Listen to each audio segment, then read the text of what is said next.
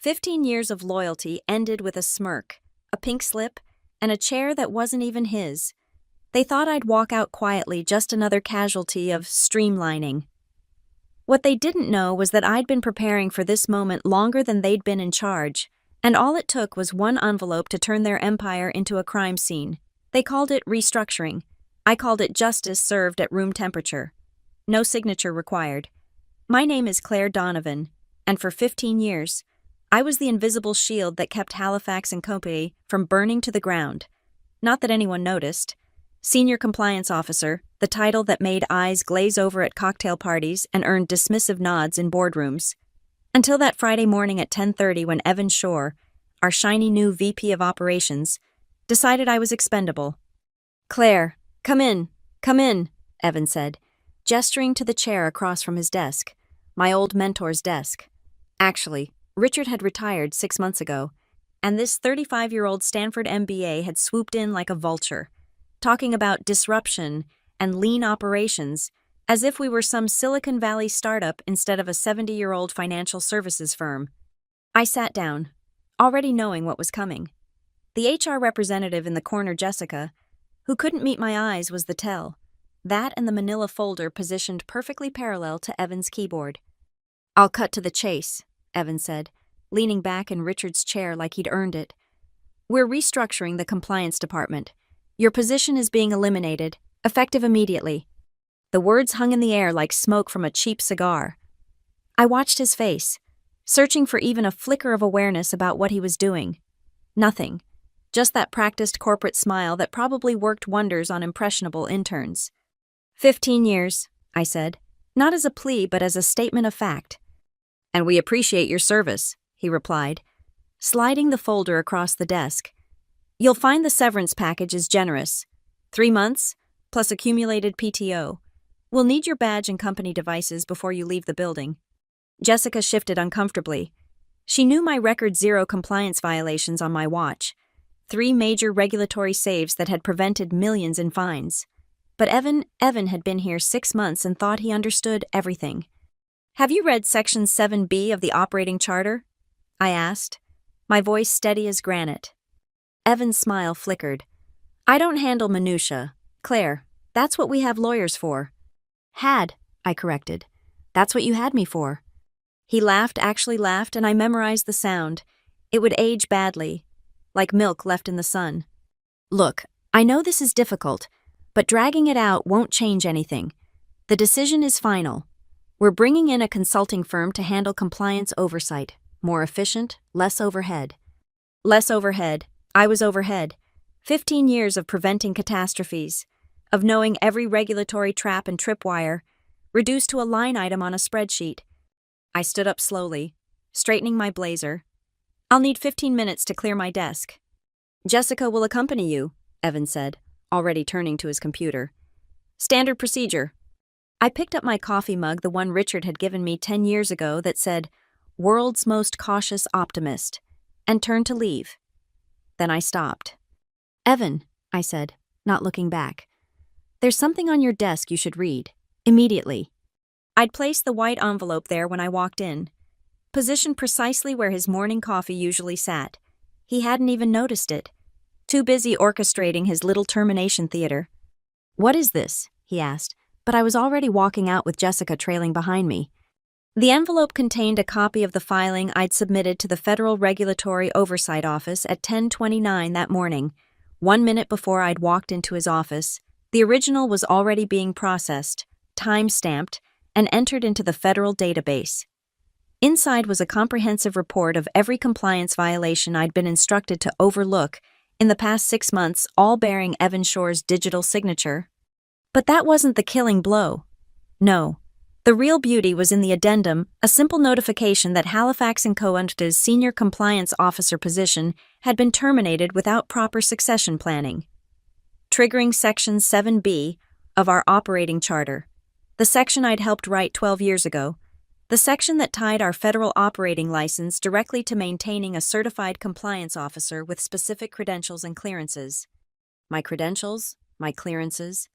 As I packed my desk under Jessica's sympathetic gaze, I knew Evan still hadn't opened the envelope. He was probably updating his LinkedIn, boasting about optimizing operational efficiency or some other corporate speak for destroying what he didn't understand. By Monday morning, he'd realized that Halifax and Koto no longer had a valid license to operate. Every contract, every transaction, every single piece of business would be frozen pending regulatory review. The shelves would be bare, the phones silent, and that beautiful corner office would feel more like a tomb than a throne. But that was Monday's problem. Today, I had a box to pack and a 15-year career to close with dignity. I left the building at 10:58, badge surrendered, devices returned, and not a single word of protest spoken.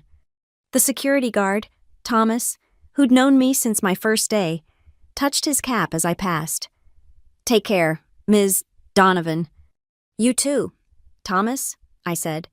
"You might want to update that resume." He looked puzzled, but I didn't elaborate. He'd understand soon enough. They all would. 15 years in the shadows. That's how I describe my tenure at Halifax and Koto. Not invisible. Exactly more like the foundation of a house. Nobody thinks about it until it cracks, and by then, it's usually too late. I started in 2009, fresh from my second master's degree, eager to make a difference in the post-financial crisis world. Halifax was smaller then, more personal. Richard Morrison, the compliance director who hired me, saw something in the quiet woman who asked uncomfortable questions during the interview. "We need someone who sleeps badly when things aren't right," he'd said. "Someone whose paranoia keeps us honest." He got more than he bargained for. Within my first year, I'd identified 17 regulatory gaps that could have cost us our license. By year 3, I'd rewritten our entire compliance framework. But the crown jewel of my work, the thing nobody else knew I'd done, was helping draft the amended operating charter in 2013. Section 7B. Most people never made it past Section 3. Hell, most executives never read the charter at all. But buried on page 47, in subsection B of Section 7, was a clause I'd insisted on after watching 3 competitors get shuttered for compliance failures. It read, "The corporation's federal operating license shall remain valid only while maintaining continuous employment of a senior compliance officer holding active certification from the Federal Regulatory Board, with Level 4 security clearance and a minimum of 10 years industry experience. Termination, suspension, or vacancy of this position, without board-approved succession planning, shall result in immediate license suspension pending regulatory review." Richard had laughed when I proposed it. "Claire, that's a poison pill. What if we need to fire someone?" "Then we'd better have a damn good reason and a replacement ready," I'd replied. "This protects the company from impulsive decisions." The board had approved it unanimously, probably without reading it. They trusted Richard, and Richard trusted me, when he promoted me to Senior Compliance Officer in 2015. I became the only person at Halifax who met all the criteria. Level 4 clearance took 2 years to obtain. The specific certifications I held were so specialized that maybe 50 people in the country had them. I'd become irreplaceable by design. Not for job security, I genuinely believed it protected the company. Every year, I sent reminders to leadership about Section 7B. Every year, they ignored them. The irony was that I'd never planned to use it as a weapon. For 15 years, I'd been Halifax's guardian angel, catching errors before they became scandals, fixing problems before regulators noticed them. I'd saved the company millions in fines, probably tens of millions. My personnel file was thick with commendations that nobody ever read. But the last 6 months under Evan Shore had been different. He treated compliance like an annoying formality, something to be optimized and outsourced. He'd overridden my objections 3 times on deals that skirted regulatory boundaries. Each time, I'd documented it. Each time, I'd warned him in writing. Each time, he'd replied with some variation of, "I'll take responsibility for this decision." Corporate executives love saying they'll take responsibility until they actually have to. The truth was, I'd started preparing my exit strategy the day Evan arrived. Not because I wanted to leave, but because I could read the writing on the wall. Men like Evan Shore didn't see value in people like me. We were cost centers, not profit generators. We said no too often, asked too many questions, slowed down their grand visions with petty concerns like federal law and fiduciary duty. So I'd begun my documentation. Every bypassed protocol, every ignored warning, every corner cut in the name of efficiency. I'd built a paper trail that would make prosecutors weep with joy. But more importantly, I'd started the process of making myself indispensable in the most literal sense. 3 months ago, I'd quietly let my backup certifications expire, the ones that other staff members could have used to qualify for my position. I'd stopped training potential successors, citing budget constraints that Evan himself had imposed. I'd made sure that my specialized knowledge remained mine alone. It wasn't sabotage. Everything I did was within policy, all of it transparent if anyone had bothered to look. I'd even sent a memo to Evan 6 weeks ago warning that we had no succession plan for my position, that Section 7B posed an existential risk if I were suddenly unavailable. His response had been 2 words: duly noted. Duly noted. As if my 15 years of protecting this company from itself could be dismissed with the corporate equivalent of whatever. The morning they fired me, I'd arrived at 6:30 as always. I'd watered the orchid on my desk, the one Richard had given me when I made senior compliance officer. I'd reviewed the overnight alerts from our monitoring systems, filed 2 routine reports, and answered 7 emails. Normal Friday morning activities. Except at 9:45, I'd logged into the Federal Regulatory Oversight Office portal and uploaded a file I'd been updating for 6 months. Every violation, every ignored warning, every decision that put the company at risk. All of it with Evan Shore's digital signature authorizing the actions over my objections. Then, at 10:29, I'd clicked submit. 1 minute later, I was sitting in Evan's office, watching him perform his termination script with the confidence of someone who had no idea he'd just inherited a corpse. The warnings had been constant, consistent, and completely ignored. That's what would damn them in the end, not that they didn't know, but that they chose not to care. My first warning came 2 weeks after Evan Shore started. A crisp email sent at 8:15 on a Tuesday morning. Subject line: Critical Compliance Infrastructure Review Required.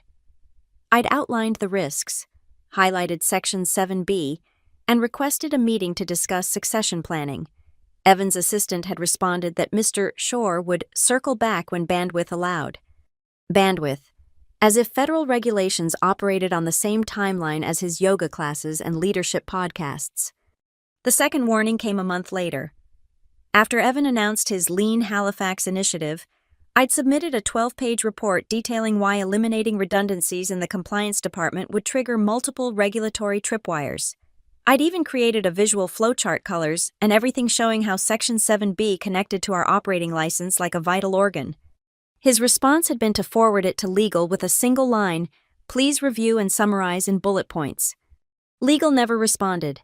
They were too busy handling the acquisition. Evan was pushing the one I'd flagged for potential antitrust issues. By month 3, I'd shifted tactics. Instead of formal reports, I started copying the entire board on my concerns. Urgent compliance succession planning, critical for license maintenance. I'd attached the relevant sections of the charter, highlighted the key passages, even included case studies of competitors who'd lost their licenses for similar oversights. Douglas Pierce, our CEO, had actually responded to that one. Evan, please handle this. Evan had handled it by calling me into his office for what he called a alignment session. He'd sat there in his $2,000 suit, explaining how my alarmist approach was counterproductive to team morale. Claire, he'd said, using that tone men like him perfected in business school, I need you to be a solutions-oriented team player. This constant catastrophizing isn't helpful. It's not catastrophizing if the catastrophe is real, I'd replied. He'd smiled that shark smile. See, that's exactly the kind of negative energy we're trying to eliminate. Negative energy. He'd turned federal compliance into a meditation retreat. The fourth warning had been more direct. I'd scheduled myself onto the board meeting agenda for September. 15 minutes to present on critical regulatory vulnerabilities.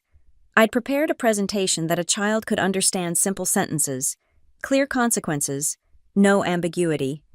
Evan had bumped me from the agenda the morning of the meeting. Timing isn't optimal, he'd explained. The board needs to focus on growth strategies. So I'd done something I'd never done before. I'd walked into that boardroom anyway. handed each board member a sealed envelope containing my presentation and a notarized letter stating I'd made every reasonable attempt to communicate the risk. Several looked annoyed. One, Martha Hendricks, the longest-serving board member, had actually opened hers. "This seems serious, Evan," she'd said. "It's being addressed," Evan had assured her. "Claire's concerns are noted and we're developing a comprehensive response." That was 4 months ago. The comprehensive response never came. My fifth warning had been an act of desperation disguised as routine procedure. I'd filed a Section 7B disclosure with our insurance company, informing them of the potential risk to our operating license. Insurance companies don't like unaddressed existential risks. They'd sent an auditor. Evan had charmed the auditor, convinced him that new compliance software would address all concerns. The software, of course, had nothing to do with Section 7B. It was designed to automate reports, not replace a human with Level 4 clearance and specialized certifications. The sixth warning, my final attempt at good faith, had come just 3 weeks before my termination. I'd waited until Evan was presenting at the quarterly all-hands meeting, then stood up during the Q&A. "Mr. Shore, could you update everyone on the succession plan for critical compliance roles, specifically regarding Section 7B of our charter?" The room had gone quiet, 300 employees watching. "As I've told you, Claire, that's being handled through proper channels. Next question." But I'd remained standing. "For the record, no succession plan exists, and terminating the senior compliance officer role would void our operating license immediately." The silence had been deafening. Evan's face had flushed red. "Thank you for your input. Claire, let's take this offline." Offline, where inconvenient truths went to die. That night, I'd gone home and updated my documentation, added the video recording of the all-hands meeting that the company helpfully posted on the internal portal, downloaded every email, every dismissed report, every ignored warning. I'd organized it all into a single file titled Halifax Compliance Warnings Chronological Record. The next morning, I'd found a meeting invite from HR for a performance review. I knew what that meant. Evan had decided I was no longer worth the trouble. So I'd sent one last email, not to Evan, not to the board, but to myself at my personal address. The subject line was simple: Pattern of willful negligence established.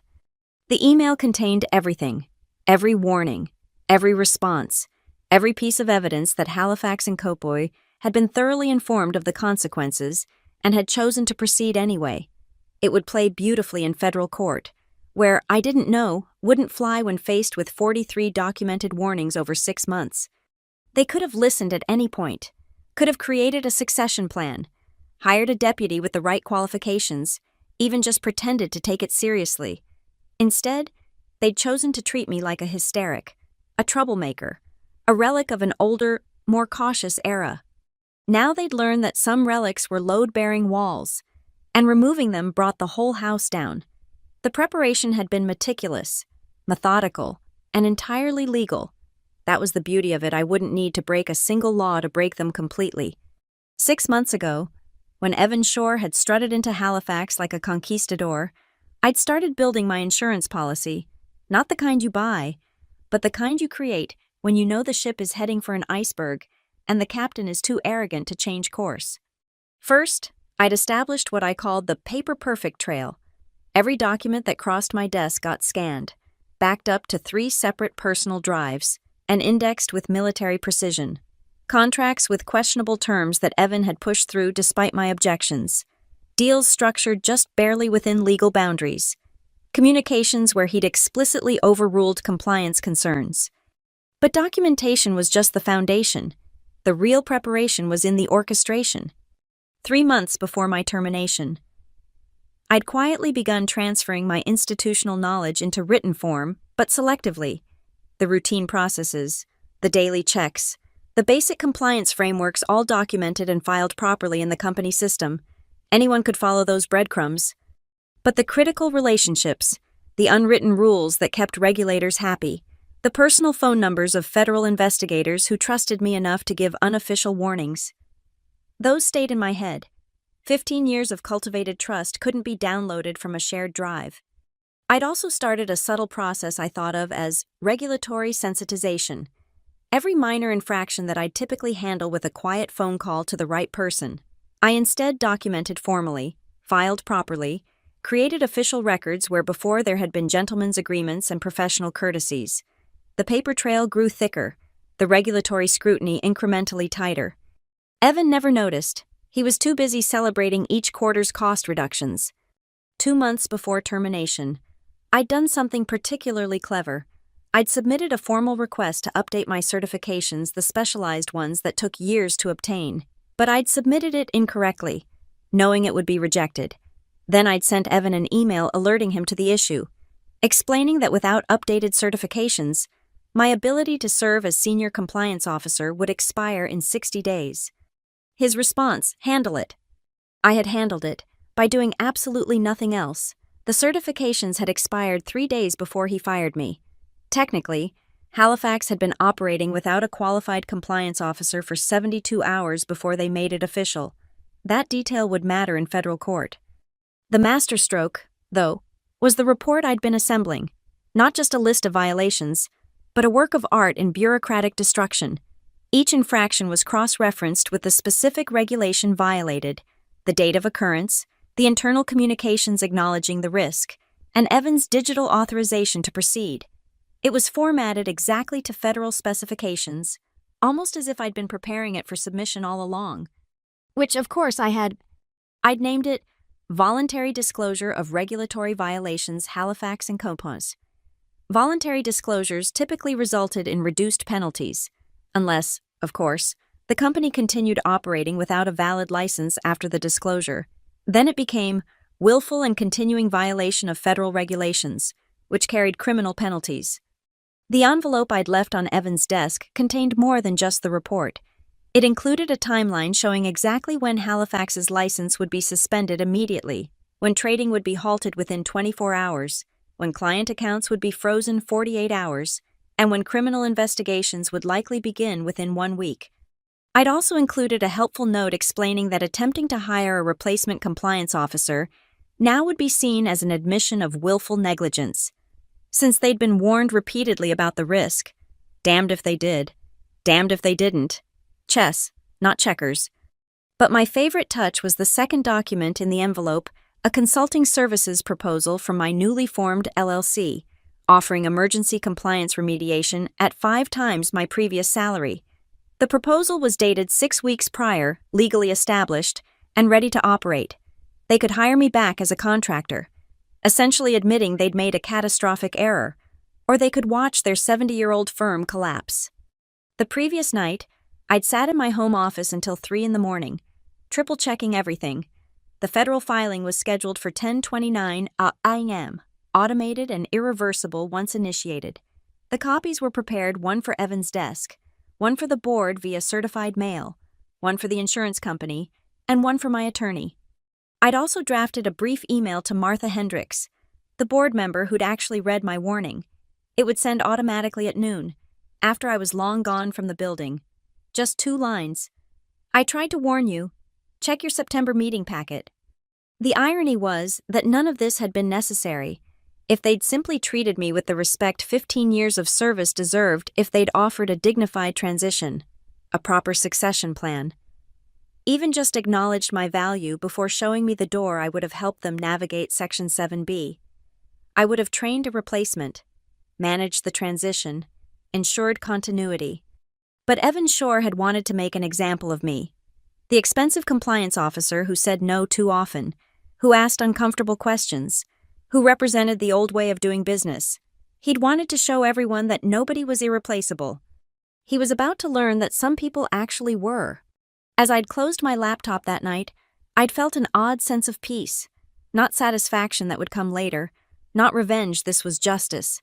Just peace, knowing that I'd done everything properly, legally, and with the same attention to detail I'd brought to protecting Halifax for 15 years. They'd had 43 chances to listen. Tomorrow, at 10:30, chance number 44 would end with my termination. And at 10:31, the countdown to their destruction would begin. The revolving door of Halifax and Company clicked shut behind me at 10:58 a.m. And with that soft, mechanical sound, 70 years of corporate history began its death spiral. I stood on the sidewalk for a moment, box in my arms, feeling the October sun on my face. Around me, the financial district hummed with its usual Friday energy deals being closed, meetings being scheduled, money moving through invisible channels at the speed of light. Inside the building I'd just left, people were probably already gossiping about my termination. The compliance lady finally got the axe. About time. Shore's really shaking things up. They had no idea they were working in a dead company walking. I shifted the box to my hip and pulled out my phone. The federal portal showed my submission had been received and logged at 10:29 a.m. Status under review. Estimated processing time 1 to 2 business hours. By lunch, Halifax's operating license would be flagged. By Monday morning, it would be suspended. The walk to my car was surreal. 15 years of the same route, and now I was taking it for the last time with a banker's box of personal items. The security guard at the parking garage, Sam, waved me through with a puzzled look. I never left early, and certainly never with a box. "Everything all right, Ms. Donovan?" "Perfect, Sam, absolutely perfect." As I loaded the box into my trunk, I thought about what was happening 40 floors above. Evan was probably already in his next meeting, boasting about the quarterly savings from eliminating my position. The compliance department, what was left of it, was likely being told about their new streamlined structure. Jessica from HR was probably updating paperwork, relieved the unpleasant task was over. None of them had looked at the envelope yet. I knew Evan well enough he'd leave it until after lunch, maybe even until end of day. Unimportant mail from a terminated employee wasn't priority. I sat in my car and allowed myself a moment to feel the weight of what I'd just done.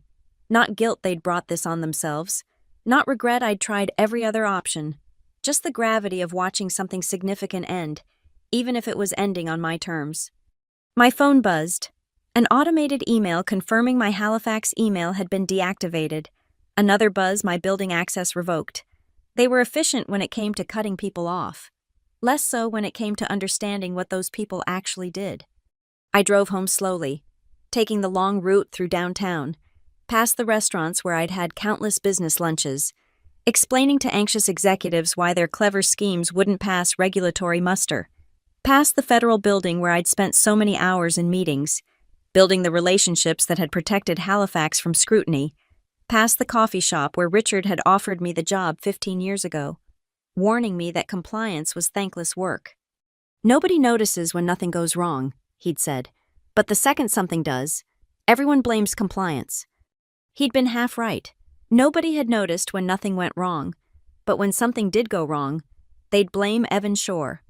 At home, I poured myself a glass of wine, good wine, the bottle I'd been saving for a special occasion, and sat in my study. My personal laptop showed 3 new emails. One from my attorney confirming receipt of the documentation, one from my accountant confirming the LLC formation, and one from the Federal Regulatory Oversight Office. Subject: disclosure received, immediate action required. I opened it. The language was beautifully bureaucratic, but the meaning was clear. Given the serious nature of the violations disclosed and the absence of a qualified compliance officer, Halifax and Company would be issued an immediate cease and desist order pending full investigation. The order would be published in the Federal Register at 2 p.m. 2 p.m. In 3 hours. Halifax would be radioactive. Every client, every partner, every investor would see that the company was operating illegally. The stock would crater. Credit lines would be pulled. It would be a feeding frenzy of litigation and liability. I pulled up Halifax's internal directory on my personal laptop. I'd saved a copy weeks ago, knowing I'd want to watch this unfold. The executive floor would be in meetings until noon. Evan had a lunch scheduled with potential investors at 12:30. Douglas Pierce, the CEO, was supposed to leave at 2 for a golf weekend in Hilton Head. None of that would happen. At exactly noon, Martha Hendricks would receive my email. She'd open it immediately. Martha always checked emails promptly. She'd remember the September board meeting, pull out the envelope I'd handed her, and finally understand what I'd been trying to tell them. She'd call Douglas immediately. Douglas would call legal. Legal would call Evan, and Evan would finally open that white envelope on his desk. I imagined his face as he read it, the slow comprehension, The frantic checking of regulations on his computer, the desperate calls to legal asking if this was real, if I could do this, if there was a way out. There wasn't. I took another sip of wine and opened my consulting website. Simple, professional, already ranking on Google for emergency compliance remediation. My phone would start ringing Monday, not from Halifax. They were too proud for that, but from their competitors. Everyone would want to hire the woman who'd brought down Halifax and Co. with a single envelope.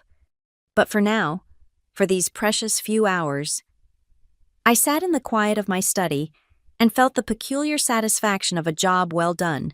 Not the job they'd hired me for, but the job they'd forced me to do. They'd wanted to streamline operations, cut the fat, eliminate redundancy. Mission accomplished. At 1:45, I made myself a sandwich and sat on my back porch. In 15 minutes, the Federal Register would update. Halifax and Company would officially be a zombie dead, but still walking. Not yet aware that its heart had stopped beating. Somewhere in that gleaming tower, Evan Shore was probably still smiling, still confident, still believing he'd made the smart play by firing the overpaid compliance officer who worried too much. He was about to learn that sometimes the person you think is holding you back is actually the only thing holding you up. Monday morning arrived with the kind of crisp clarity that makes disasters seem impossible. The financial district was already humming by 7 a.m., but inside Halifax and Company's 40-story tower, the executive floor was experiencing something unprecedented silence. Douglas Pierce had arrived at 6:30, his usual time. The CEO of Halifax and Company had a routine black coffee, Financial Times, quick review of Friday's closing numbers, but this Monday, his assistant Carol was standing at his office door, face pale, holding a stack of printed emails that had arrived over the weekend. Mr. Pierce, you need to see these immediately. The first email was from Rothschild Partners, Halifax's largest client, terminating their relationship effective immediately. The second was from the Federal Reserve, confirming suspension of Halifax's trading privileges. The third, fourth, fifth, all variations on the same theme, rats fleeing a sinking ship. Douglas's hands were steady as he reached for the white envelope on his desk. Delivered by Saturday courier. He'd ignored it all weekend, assuming it was another anxious client or routine regulatory notice. The return address was simply C. Donovan. Inside, 2 documents.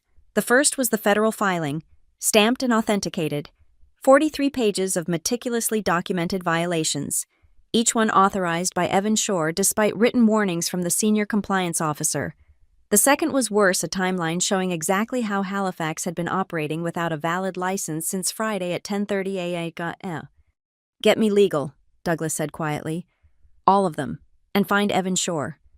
But Evan was already in the building, standing in the legal department's conference room, surrounded by